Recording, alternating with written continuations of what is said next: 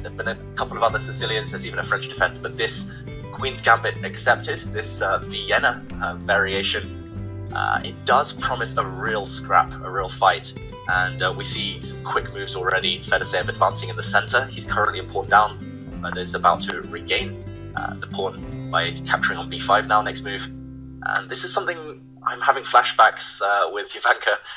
I believe it was back in 2021. I commentated with you on part of the Champions Chess Tour kind of qualifiers. It was the Julius Baer kind of generation tournament. It was actually for the youngsters. And Gukesh was playing on the white side of that. He was playing on the white side of this position. He defeated Prague, I believe. So this is, I mean, feels like yesterday to me, but in terms of the players, of course it was an age ago, 4 years, but he does have experience in this opening, Gukesh. Yes, I remember the kind of framework of that game. I remember we were super impressed by Gukesh. He came armed to the teeth with like some new ideas. Nowadays, actually it's pretty standard, but he was doing some h4, rook h3, moving the bishop, and we were like, wow, what is this? And now it seems to be like everyone and their grandmother is playing in this kind of very new way. But there we are seeing some trades, the knight on b6, moving to protect the pawn on c4, and it's decision time for Fedoseev. Yeah, let's just do a quick action replay to show how we got here, because it does look like a bit of a wild opening already. This is 7 moves in. It was the Queen's Gambit, kind of by transposition, d4 being met by knight to f6, c4, e6, and by putting a pawn on d5, Black's basically playing the Queen's Gambit now, but a declined version, where you just lock down the pawn center rather than getting tempted to take this pawn on c4. But that quickly changed after knight to c3. This is what Grishuk, Alexander Grishuk, the Russian Grandmaster, calls the main position in the Queen's Gambit, because Black has like 8 very logical moves: a6, bishop e4, c6, c5, h6, bishop e7, knight e7. You can choose anything pretty much here and you're fine, but one of the most ambitious is what Gukesh has just played, d takes c4. And after e4, white gets the center, getting ready to recapture the pawn with interest. b5 is the justification. Knight takes b5, drops the e4 pawn. Instead, e5 saves that pawn, but gives Black a beautiful outpost later on in the game. The knight might come back to the square later on d5. The bishop often lands on this beautiful diagonal as well. Ivanka, I must admit, this is something I've tried actively to steer clear of from both sides, white and black, because I'm always scared of how kind of dynamic it gets. Often we even see Black castling on the queen side, believe it or not. Bishop out to b7, the queen steps forward, the knight gets out of the way, the black king runs, and things can get crazy. How excited are you about the beginning of this game? I'm very excited about this because it is a really unorthodox pawn structure, very unclassical-like, and the pawn on c4 ultimately could be a liability. So that's something that Black has to play very precisely to maintain. For Fedoseev, I'm kind of expecting him to kind of just develop the bishop and castle the king, and from there take on some decisions. You can develop the dark square bishop again, try and put pressure against the pawn on c4, but often Black's counterplay will be that pressure against d4 and the stronghold on d5.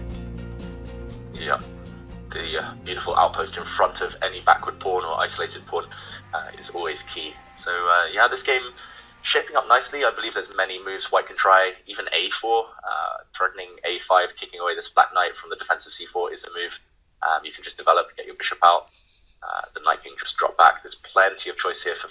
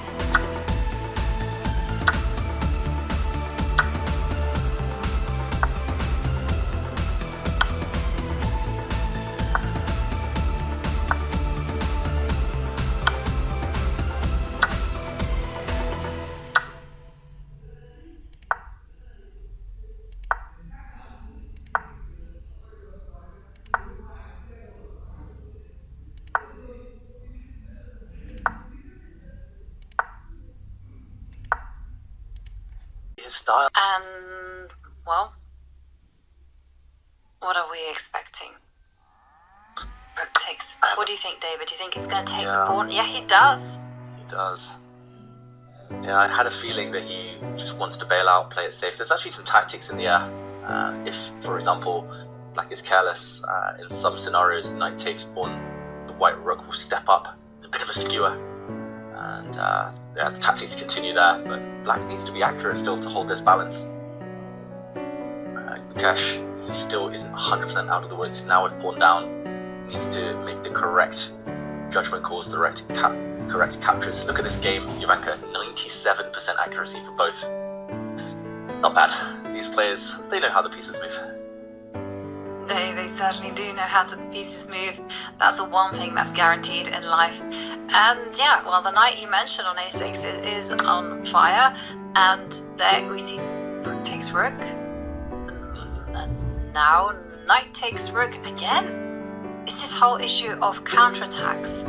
Gukesh playing that move super quickly. The whole point is that knight takes rook is simply going to be met by the queen capturing the pawn on c5. Yeah, and there's no time to go grab the black knight because the white knight would then be hanging. So this exchange, he's actually luring the white knight onto a slightly vulnerable square. Gukesh, and it does look like the whole queenside is going to disappear. All of the queenside pawns in the near future, and yeah, I'm not sure about Makuna Hatata's the chat there. It looks like it's not going to be too deep or too dark, this forest. It does look like this game should be coasting towards a draw now. Still some tricks, maybe, if Fedoseev is too ambitious, but I think he'll try and get the queens off in the near future under favourable circumstances, and it should be a draw. Do you think that Gukesh will be the one trying to play for a win? I can see a scenario, right, where he starts with the trade of queens, starts attacking the weak e5 point, and then the a pawn at the minute is really backward. So that's something that the black rook can have. The white a pawn is going to get stuck on the a4 square with the black rook behind it. That's not going anywhere anytime soon. White rook just holds everything else, the only weakness on e5, so neither side can really make progress. If the black king ever gets excited, the white rook will step across and remind it of its duties. And yeah, all rook endgames are drawn.